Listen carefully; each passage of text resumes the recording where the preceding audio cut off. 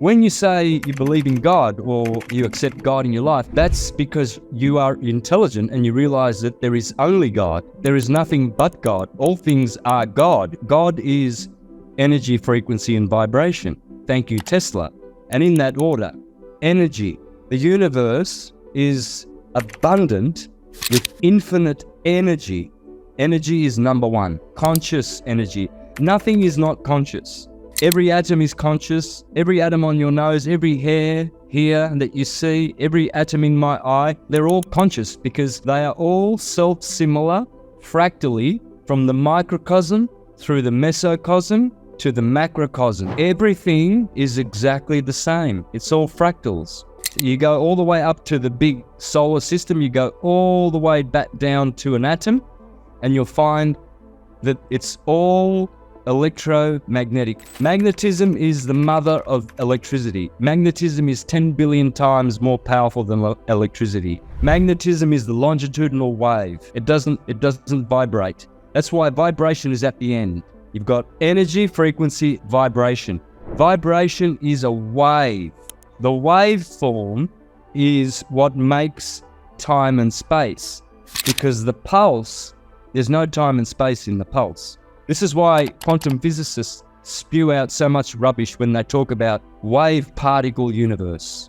Oh, it's a wave-particle universe. Well, Walter Russell said, and all the great geniuses said, there are no particles. When you see light hitting your eye, it's not a particle. Otherwise, at the end of the day, you'd have to wipe all the particles out and flush them down the sink. There's no particles. They're frequencies. They're pulses. It's a pulse wave universe. It's not a particle wave universe because there are no particles. They're doing black magic. They've had devices from Atlantis, from the days of Atlantis and technology. That's how they wiped out Tartaria. They wiped out the magnetic free grid, and then they set up the electrical grid, and now we've got dams and power stations and nuclear stations giving us electricity which we pay for, which we don't have to because energy is free. I mean, everything's energy. I can, with a device in my hand, I can draw magnetism from the ether because that's what the ether is. It's magnetism. They know that the secret to free energy is magnetism, but they don't want to talk about magnetism. They just seem to avoid magnetism. And they love electricity. El, the god El, the false god. Because see, electricity is a hybrid. It's a wave. And waves are finite. They have a use-by date, or they have a decay factor in them. You see, the transverse wave is electricity. The longitudinal wave is magnetism. Remember, magnetism is 10 billion times more powerful than electricity.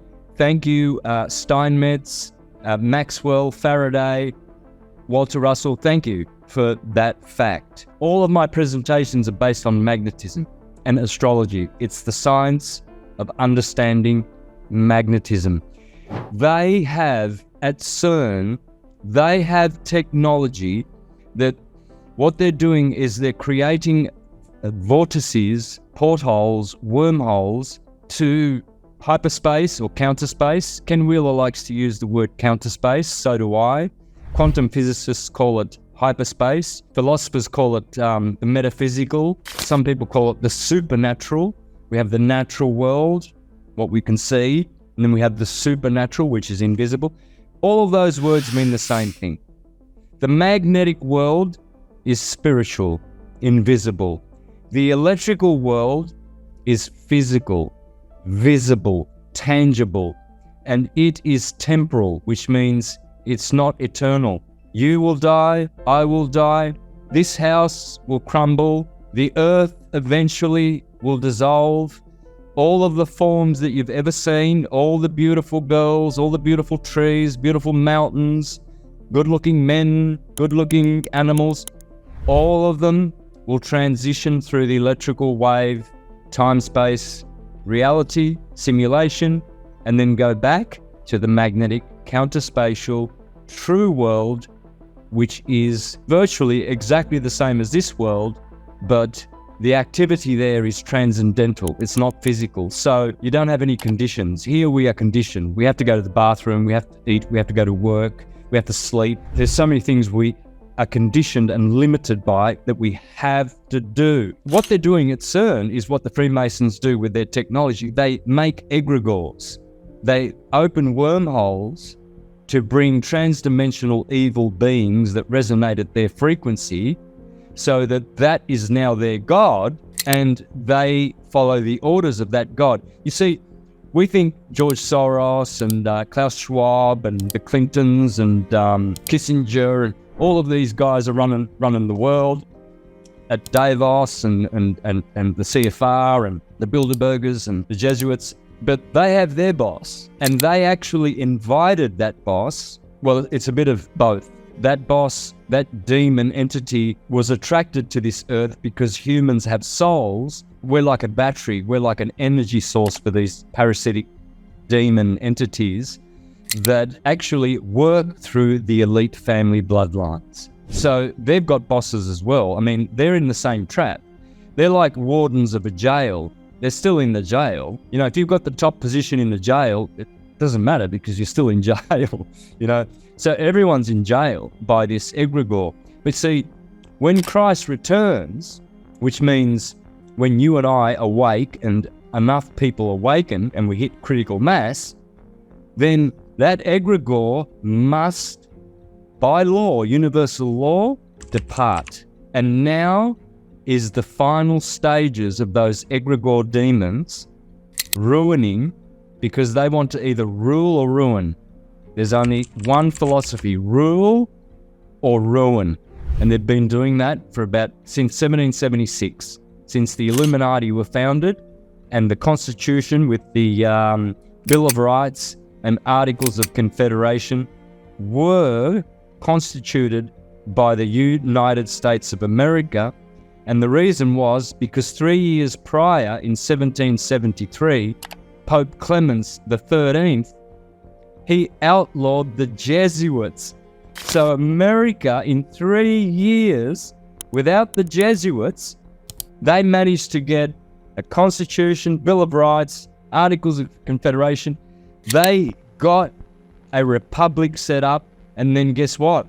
At the very same time that they launched this new republic, the Illuminati were founded in 1776. And since then, they've been using CERN-type technology to cause mud floods, melting of buildings. You can see all the bricks melted. You can see mountains were once buildings. You can see that they made deserts. The Sahara Desert 200 years ago was a tropical lush forest. There were no deserts a couple hundred years ago. All those cities, Sydney, Melbourne, Perth, they were there for thousands of years. Again, they used ancient technology, which they've always had, these elite families, and they used that technology to absolutely obliterate Tartaria. Now listen to that word, Arya. You see, the Aryans, we are all Aryans. We are the fifth root race. Before the Aryans were seeded on this earth were the Atlanteans. Before the Atlanteans, the fourth root race, was the third, the Lemurians. Before them were Hyperboreans, the second root race. And before them were the Polarians. Now the Aryans, we are Aryans, Tartarians. We were destroyed by the Khazarians. The Khazarians destroyed the Tartarians. They did it with technology. The world was full of buildings and parks. Every inch of the world was buildings, massive, glorious temples and buildings, and they left little bits and pieces. They left Rome, they left Chicago, they left San Francisco. They left those cities because they thought that was enough that they could manage. They melted all the rest and created deserts and herded all the people into the cities. And that's where you had all these orphan trains. And that's why they shipped people from Ireland to Australia, convicts. And then they had migration to the Americas. All the Slavic people went over there. Italians went, Greeks went to there, Mexicans went over there too. And then, when they invaded Mexico, Montezuma was the king of one of the greatest empires that existed. All of these great cities, Mexico, Tepoztlan, Cancun, Acapulco, San Cristobal de las Casas, San Miguel de Allende, Querétaro. I've been to all these cities. They're all Tartarian. The Europeans didn't come here to build They came here to change the flag. They corrupted Montezuma and they made a corporate takeover. Just like Klaus Schwab and the UN are trying to do again in this new reset. They don't have to go and invade. There was no invasion of American by Europeans. There was some migration, but all that happened was simple. They went there with their ships and they said, sign this treaty, and let's do commerce and let's have peace between us. But you see, those treaties were all in legalese. And when you use the word peace, that means the opposite, means war. And when it says let's do commerce, that means let us rape your lands, put mines in there and take all the minerals out of the land and oil so we can fund this petrodollar and everything like that. It was a corporate takeover. That's all it was. They didn't build any of those buildings. None of those old buildings in San Francisco were built by any Europeans. They were there for thousands of years. It's easy to prove. That area of Russia, China, that Asian area there was like the last maps that we have, Tartaria, are sort of centered around there, but the whole world was just known as the Aryan civilization. Tartarian, it still comes from the Aryan people, and the Aryan people are superior to the Atlanteans. We are superior to the Hyperboreans and the Lemurians and the Polarians. We are the last ones. We are the ones that are now completing the cycle and going back to our godship. We're going back to be gods, which we are. But it's very important if you say that you are God, which you are, it's very important to say that you are God with difference. Because you can't be God completely. You can be God qualitatively. We are exactly the same as God in quality, but not in quantity. Because we are droplets, godlets. We are sons of God. In other words, God has to expand. Let's go with the Hindu system. Krishna is the supreme personality of Godhead. In other words, he's at the top with his partner, Radharani, the Queen of Heaven. Krishna and Radharani, magnetism and dielectricity. They make an electrical world, which means they expand. They have to expand their dimension and drop down to be able to make Vishnu, Brahma, Shiva, and all the other expansions, and goes down, down, down. Finally, it comes down to man, the pinnacle of God's creation. Why? Because we go right back to Krishna. We are the same as Krishna in quality, and one day we will almost have the same quantity. So quantitatively, we are different.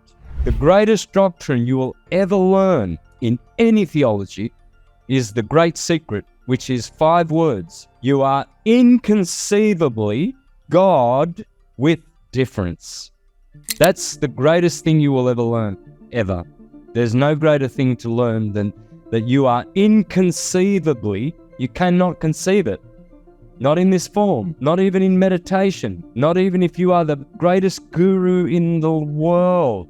But inconceivably you are God with difference. So I am you and you are me. I see me in you. I see me in everybody because we all have the same source.